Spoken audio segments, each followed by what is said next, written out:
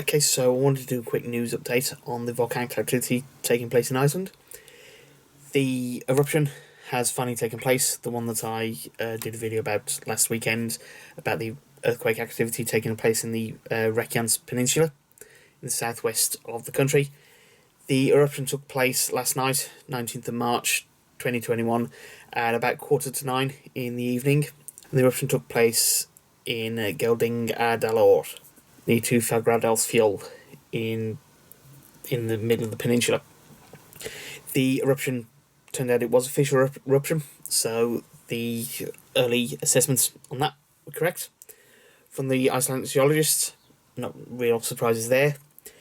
The initial eruption did close down the main road between Keflavik International Airport and Reykjavik. That road has since reopened, allowing traffic to take place. And there was a temporary suspension of the flights as well for in and out of Keflavik whilst they assess the extent of the eruption. Flights, as far as I can gather, have resumed as the eruption is only a small-scale one, and the potential aviation threat has been downgraded from red to orange. So the eruption is still ongoing, but it's not immediately presenting a significant threat to aircraft approaching Iceland, which is good for Iceland, quite frankly.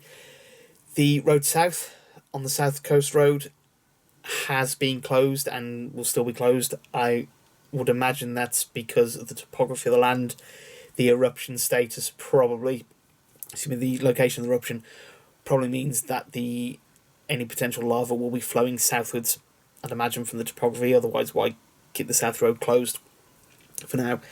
The eruption at the moment is still small scale. It's quieting down a bit from last night, from what I gather, and is a fissure that is between 500 and 700 metres in length at the moment.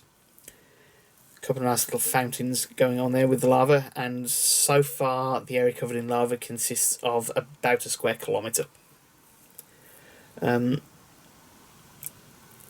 Because the lava flow is quite slow, it's only presenting a small local hazard, and at the moment the Icelandic Met Office is also stating that the threat to health regarding gas outgassing from the volcano is fairly small. There doesn't seem to be a lot of gaseous material coming out that's going to cause significant health problems for anybody except those in close proximity to the volcano, which again is good. Previous large-scale fissure eruptions in Iceland's history, I'm looking in particular at the Laki eruption in the late 1700s, caused significant health problems because of the amount of volcanic gases that were expelled by that fissure eruption, and it caused the deaths of tens of thousands of people, not just in Iceland but also in northwest Europe. So the fact this one's got a low gas volume at present is a good thing for the people there. There is, if anybody's interested, I'll provide a link to it in the description. There is a webcam providing a live feed of the volcano as it's erupting. Joys of the internet. And so yeah, if anybody wants to watch that, it's quite nice to watch the calmness of the volcano. There has been obviously a number of helicopters flying around, obviously monitoring the volcano. The Icelandic government did send up one of the Coast Guard helicopters after the initial eruption. It took some of the first photographs and film footage of the eruption, and geologists are in place monitoring the volcano. And actually, if you can see from the live feed occasionally, there is the odd person you can just about make out. Not gonna lie, part of me is slightly jealous. I'd love to be seeing one of these things for real rather than through a webcam, but it's alright. So thankfully it's not been as, or at least at the moment anyway, it's not been as devastating as it potentially could have been. As for the future of the eruption, a lot of this will depend upon the magma chamber underneath it.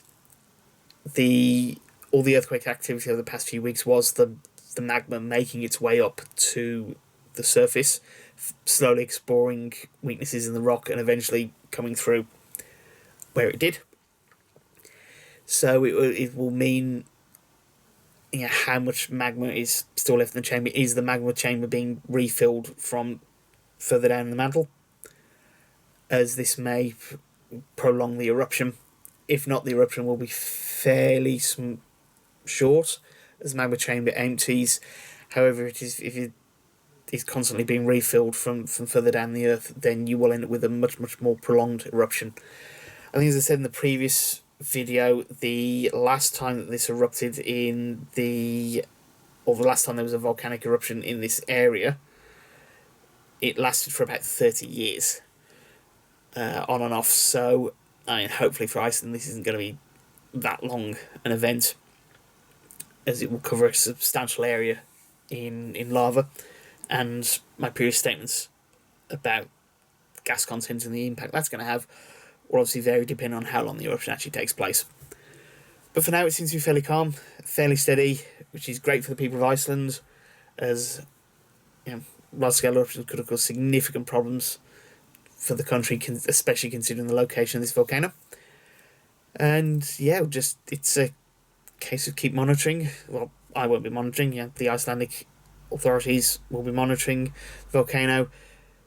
Status will change as when the volcano does its thing. So,